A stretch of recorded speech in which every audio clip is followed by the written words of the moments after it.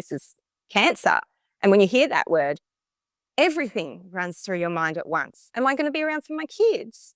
That's, am I going to meet my grandchildren? And how long have I got? I was experiencing a lot of fatigue, which I thought was completely normal for somebody in my position. And that was really all I can remember experiencing before I noticed about 30 lumps all over my neck. And the way I can explain it is it was like a corn cob. And I wasn't instantly concerned. I was 31, I think, 31 or 32 at the time. But, you feel a bit invincible at that time. And, I went along to the doctor anyway and said, look, I've got all these lumps on my neck. And he said, well, we'll just take a blood test and I'll let you know if anything comes about that. And I didn't hear back from him. So I thought, okay, well, it was fine. And about 6 weeks later, I went back to the doctor, the GP. I took my son in. It wasn't even for myself, but I did mention to him, oh, by the way, I still got those lumps on my neck. And the look on his face was a bit, very concerned.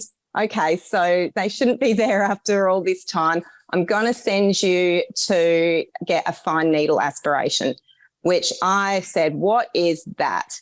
And he said, you're going to need a needle in your neck. And I was a bit terrified of that.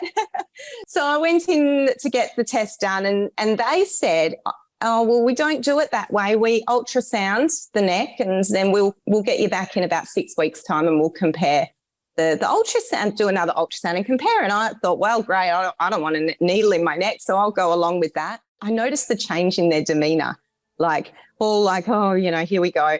But then once they realised they were bigger, they were like, okay, let's get straight into this and get this biopsy. I was absolutely terrified. Unfortunately, a lot of people with follicular lymphoma, it does take a long time to diagnose. For me, it did take that time. And even waiting for the results of that biopsy, I remember calling the haematologist 2 weeks later and saying, should we know by now? I just wanted to know what was going on. And at the time I'm thinking, oh, well, they would have called me if it was serious. You have that thinking, like if they call me straight away, well, then it must be serious. But if they don't, then it mustn't be that bad. But honestly, even then I wasn't thinking it was going to be any bad, but I thought, I want to know, if there's something, what's wrong with me. So about a week after the haematologist said, oh, I'll follow that up and make sure we get those results soon, I got a phone call. My husband was sitting there on the bed. I walked into the bathroom and I had the phone to my ear and he said to me, okay, so we've got the results and it's definitely a lymphatic disorder. I don't know what made me think. I said back to him, is that cancer? But I don't know what made me say that because to me at the time, lymphatic disorder, well, it's some kind of disorder and, we can sort it out and I'll be okay. But the words just tumbled out of my mouth. Is this cancer? And then he said, yes. Oh, it was like a punch in the face. That's honestly how it felt. And I just stopped breathing. And he said to me, look, I want you to Google the word indolent. And I said to my husband, Google the word indolent. So anyway, my husband then ran off, started Googling, and I just stood there stunned, so this isn't glandular fever, this is cancer. And when you hear that word, everything runs through your mind at once. You don't know anything at that stage. And then the funny thing happened, at the time it wasn't, my husband comes running back in and he pulled my phone from me, he says, you're banned from the internet, you are not to Google anything. And then he just lost it. He cried his eyes out for I don't know how long. And I was supporting him, it's okay, we'll get through this. So he had his moment. I think he read something and he still hasn't told me what he read.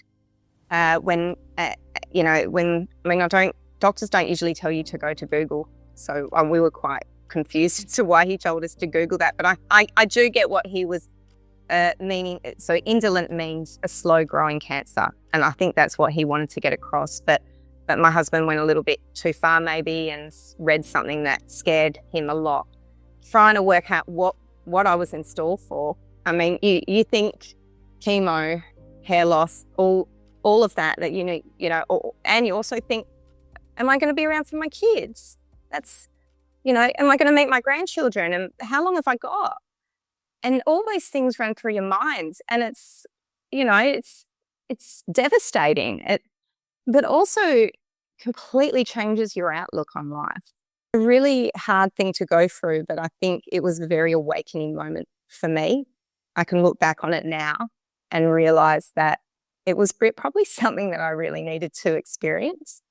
It took me a good, I don't even know how long it took me to digest. I think it took me years to digest, I think, because you go through those stages of, okay, so it's cancer. So then you don't have much more information than that. And then you start going through the testing stage.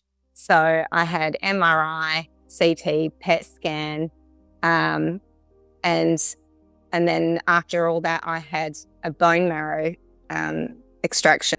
The results back from the bone marrow, they did find some juvenile cells in there, which determined that I was stage 4. I was put immediately into treatment. And at the time, I was extremely grateful to be doing something about it. But now, as I'm experiencing my first relapse, I am on watch and wait, or as many like to call it, active surveillance. And I cannot tell you how grateful I am for that. Dr. Friedberg has spent over 20 years at the forefront of lymphoma research and treatment. When a patient is newly diagnosed and they're told, well, you need to go on watch and wait, the anxiety that comes with that about not treating the disease is actually very debilitating. And I'm interested to know how you've dealt with that with some of your patients. The first thing I emphasize to a patient is that follicular lymphoma is very different from other cancers. I think that we are programmed to find cancer early and cut it out, right? The reason you do mammograms is to find the breast cancer early and treat it as quickly as possible to prevent it from spreading. Almost by definition, since follicular lymphoma is a blood cancer, there really isn't a concern about spreading. It's kind of already in many, many places. I tell patients that they've probably had the disease without realizing it for months to years before meeting me. When I was first diagnosed, I was told that my prognosis was 10 years, which was absolutely terrifying for a 32-year-old. This cancer is completely different to majority of cancers that we know about. It's far better than that now. I mean, and it's really been one of the biggest success stories in oncology. In the last 12 months, there's been a lot of talk within the community about whether watch and wait is still a viable option. Yes, this is one of several attempts to try to ask the important question, is it better to start treatment early or to wait maybe until symptoms develop and start treatment later? Challenge is that in general, if you give active treatment and you compare it to no treatment, in the short term, patients are going to do better with treatment. I think the question becomes, what's the trade-off between a relatively short course of rituximab, which generally is tolerated well, early, versus watch and wait, and waiting to give that rituximab or chemotherapy later. And that's an individualized decision at this point.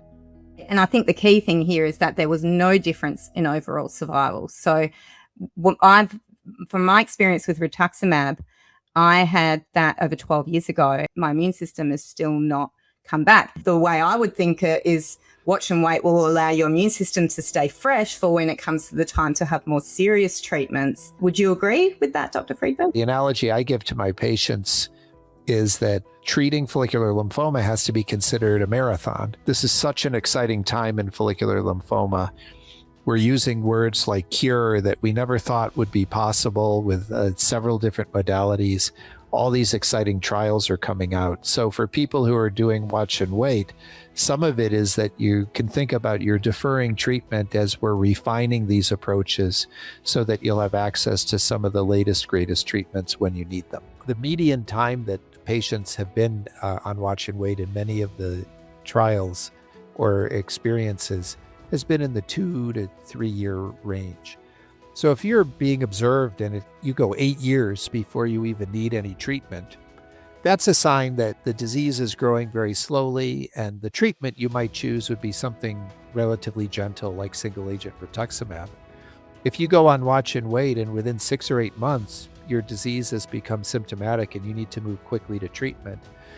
That tells me that even if your disease is borderline as far as tumor burden, I'd probably lean toward chemoimmunotherapy because, your disease has shown itself to be a bit more aggressive.